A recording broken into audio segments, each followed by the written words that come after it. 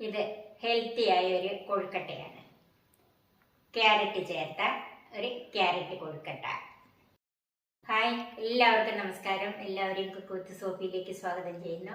ഈ ക്യാരറ്റ് കൊഴുക്കട്ട ഉണ്ടാക്കുന്നത് കാണാൻ നമുക്ക് നേരെ വീഡിയോയിലേക്ക് പോകാം. ആദ്യം നമുക്ക് കൊഴുക്കട്ടയ്ക്കുള്ള അരിപ്പൊടി ഒന്ന് കുഴച്ച് വെക്കാം. ഇത് 1.25 കപ്പ് അരിപ്പൊടിയാണ് എടുത്തിരിക്കുന്നത്. 250 ml കപ്പിന് ഉപ്പിട്ട് തിളപ്പിച്ച വെള്ളം കുറേശ്ശെ ഒഴിച്ച് ഈ പൊടിയൊന്ന് നന്നായിട്ട് കുഴച്ച് വെക്കാം. ഇപ്പം കൊഴുക്കട്ടയ്ക്കൊക്കെ കുഴച്ച് വെക്കാൻ എല്ലാവർക്കും അറിയാമല്ലോ.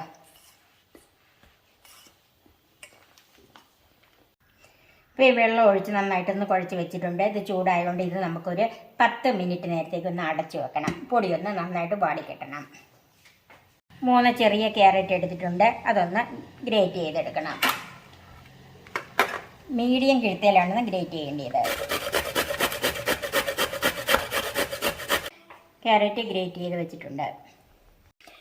ഇതിന് മധുരത്തിന് വേണ്ടിയിട്ട് ഒരു 3/4 കപ്പ് ശർക്കര പൊടിച്ചത് 2 ടേബിൾ സ്പൂൺ വെള്ളം ഒഴിച്ച് ഉരുക്കി വെച്ചിട്ടുണ്ട്. അത് നമുക്ക് മാറ്റി വെക്കാം. ചൂടായ ഒരു പാനിലേക്ക് 2 ടീസ്പൂൺ നെയ്യ് ചേർക്കാം.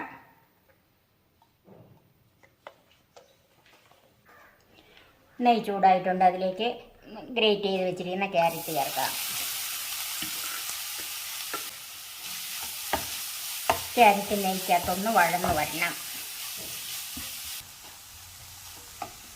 3/4 ടീസ്പൂൺ ചെറിയ ജീരകവും 3 ഏലക്കായി എടുത്ത് വെച്ചിട്ടുണ്ട്. ഇതൊന്ന് ചതച്ചെടുക്കണം.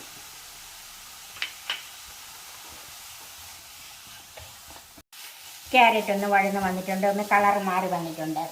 അതിലേക്ക് ഉരുക്കി വെച്ചിരിക്കുന്ന ശർക്കര ചേർക്കാം.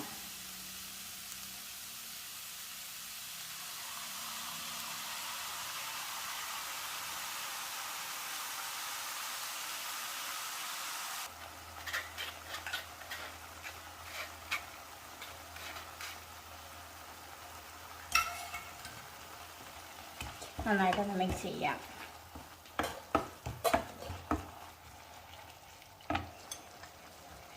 ഇതിലേക്ക് 1 കപ്പ് തേങ്ങ ചിരവിയത് ചേർക്കാം.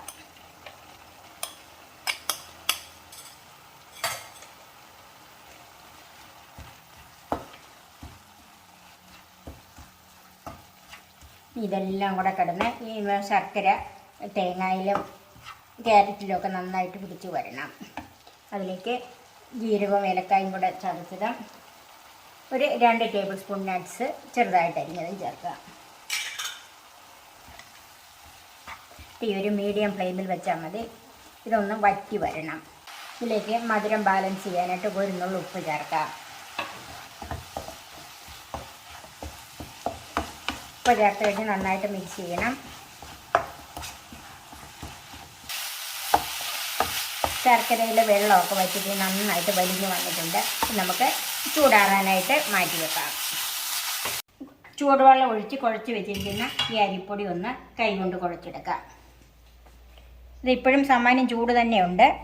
കൂടുതൽ ചൂടാണെങ്കിൽ കൈ അല്പം ഒന്ന് പച്ചവെള്ളത്തിൽ മുക്കിയിട്ടൊന്ന് കുഴച്ചെടുക്കാം. ഇതിപ്പം സാമാന്യം ചൂടുണ്ട്.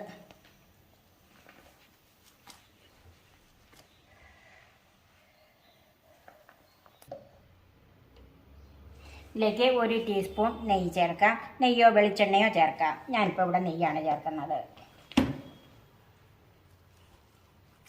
ഈ നെയ്യും കൂടെ ചേർത്ത് നന്നായിട്ട് ഇത് കുഴച്ചെടുക്കണം. ഇപ്പം കൊഴുക്കട്ടയ്ക്ക് കുഴച്ച് വെച്ചിട്ടുണ്ട്. ഇനി നമുക്ക് കുറേശ്ശെ എടുത്ത് ഉരുട്ടി ഒന്ന് ഫില്ല് ചെയ്ത് വെക്കാം. ഈ സമയത്ത് വെള്ളം ചൂടാകാനായിട്ട് വെക്കണം. നമുക്ക് ഓരോന്നിനും ഇങ്ങനെ ഫില്ലിങ് വെക്കാം.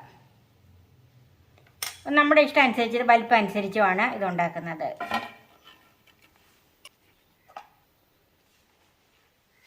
കൊഴുക്കട്ടയിൽ നന്നായിട്ട് ഫില്ലിങ് വെച്ച് ഉരുട്ടിയെടുത്തിട്ടുണ്ട്. ഇതുപോലെ നമുക്ക് ബാക്കി മുഴുവൻ ഉണ്ടാക്കിയെടുക്കാം. സ്റ്റീമറിൽ വെള്ളം നന്നായിട്ട് തിളച്ച് കിടക്കുവാണ്. ഇത് നമുക്ക് അതിൻ്റെ മുകളിലോട്ട് വെച്ച് കൊടുക്കാം. ഇത് ഞാൻ ഇൻഡക്ഷൻ കുക്കറിലാണ് വെച്ചിരിക്കുന്നത്. നമുക്ക് വെന്ത് കഴിയുമ്പം കാണാം.